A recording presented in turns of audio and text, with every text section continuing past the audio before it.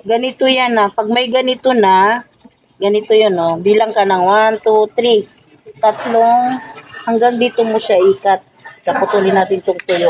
Dito mo siya ikat. Kasi dyan, magkakaroon niya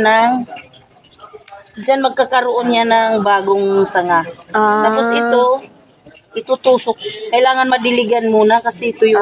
Meron ako doon na yung bago ko naman. Ay, may tutusukan ka? Oo. Asan? Doon. Teka lang. Ilang beses na ito namulaklakan? Siguro ano yan? Pang-apat na na. Ito pwede na to ikat. Tanda na Dito natin ikat. Teka lang.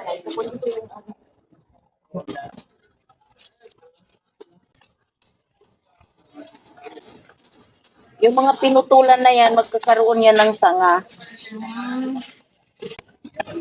Ito yung sapal ng kape. Diligan mo yan. Nagkakasa. Isang basa. Pag natusok mo siya hanggang dyan. Ito. Oo. Ganon. Sige. Tignan natin. Yan.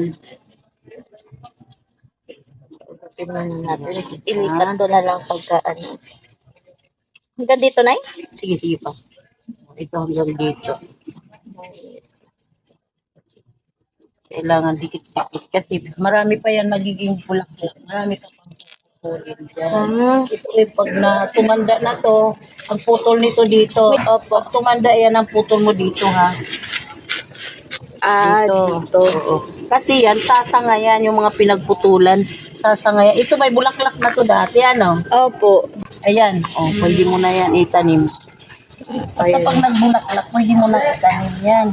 So, heto na guys, yung tinanim namin. Binawas namin dun sa rose and ito naman yung sapal ng kape. Nilalagay ko naman to sa mga halaman para maging fertilizer. So, yan nga, tinuruan ako ni nanay na mag-pruning ng rose. So, yung instruction ni nanay, para daw dumami yung rose na tanim ko, kapag nagbulaklak na, bibilang lang daw ako ng 3 sanga, tapos ikakat ko na siya doon ng paslan. Tapos, pwede ko na siyang itanim kasi mag-uugat na siya doon. Then, yung pinagputulan ng rose is magsasanga ulit. So, yan, nasa orange na paso, lalagyan ko pa yan ng lupa ulit, tapos itatanim ko ulit yung halaman. Kasi nagsanga-sanga na yung halaman doon sa isa kong paso at masisira na yung paso dahil nagsisiksikan na sila. Tapos, magdidilig na rin ako ng mga halaman. So, yun lang guys. That's it for today's video. Thank you for watching. Have a blessed day everyone. Bye!